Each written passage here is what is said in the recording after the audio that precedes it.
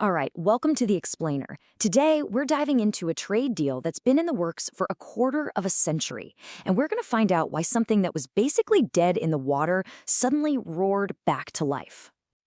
So picture this. It's all handshakes and smiles in Paraguay.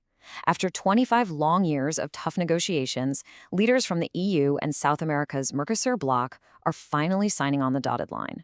And make no mistake, this is a massive deal, covering 750 million people and about a fifth of the entire world's economy. But at the exact same time, thousands of miles away in France, the feeling on the ground couldn't be more different.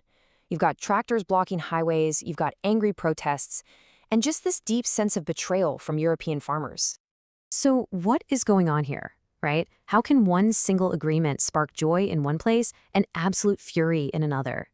Well, the answer has less to do with the old arguments over things like beef quotas and everything to do with a brand new, high-stakes game of global power. Let's really break this down. Look, this deal didn't just magically reappear because everyone suddenly agreed. Nope, it was dragged back to the table, forced into existence by a world that's gotten a whole lot more, well, threatening for Europe. For the longest time, the EU's math was pretty simple. The risk of letting in cheaper farm goods from South America was just too high for its own farmers. But that entire way of thinking has been turned on its head. The key thing to understand is that today, the cost of being left out, of being isolated, is now seen as a much, much bigger danger. The EU basically found itself caught in what you could call a geopolitical pincer attack. I mean, think about it. On one side, you've got a US that's getting more and more protectionist, making things unpredictable for European businesses. And then on the other side, you've got China just pouring money and influence all over the very South American markets the EU had been kind of ignoring. And this slide right here, it just lays it all out, crystal clear. For the biggest economies in the Mercosur bloc, China isn't just some partner anymore. It's become their #1 trading partner. So for the EU, it became a really stark choice. Get in the game now, or risk getting locked out of the continent for good. Okay, so to get this deal done, the EU didn't just have to worry about global politics. It had to survive a massive political fight right at home. And believe me, the drama was real. France has been the big opponent here for, well, decades, mostly because it's worried about its very powerful farming industry.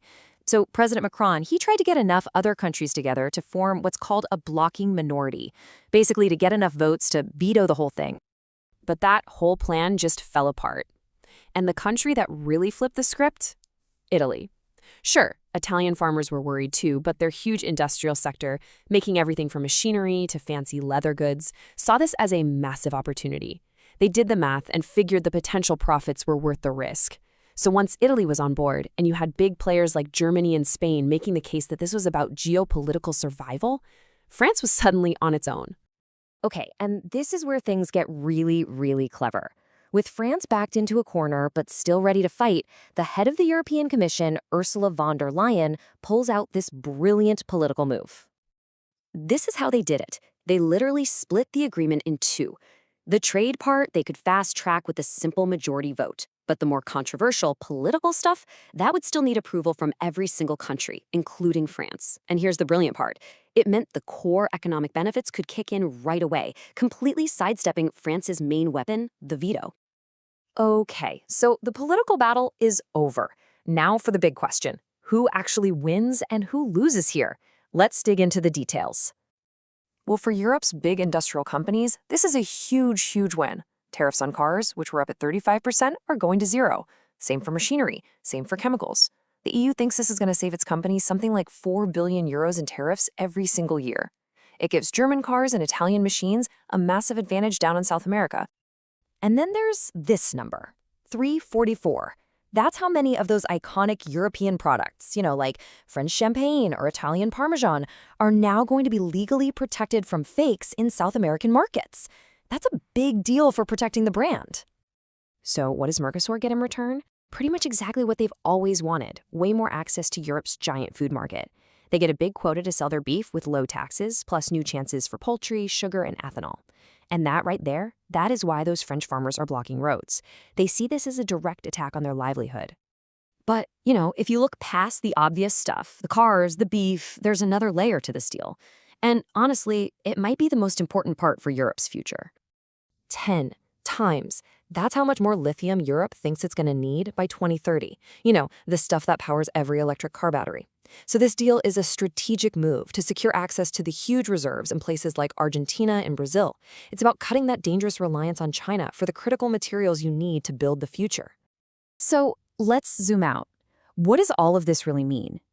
What we're seeing is a fundamental shift in how the European Union operates, how it sees itself in the world. For a long time, the EU loved to call itself a regulatory superpower.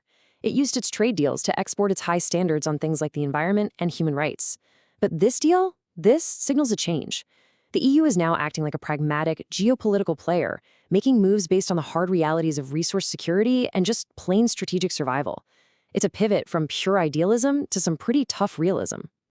When you boil it all down, it comes back to one simple calculation.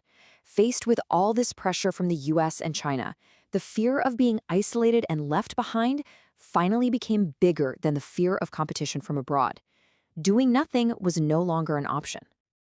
So yeah, that handshake in Paraguay, it wasn't just the end of a 25-year marathon. It was the start of a whole new race. And it leaves all of us with a really big question. As the EU learns to play this tough, pragmatic game to survive in a world of giants, can it actually hold on to the values it was founded on? The race is just getting started.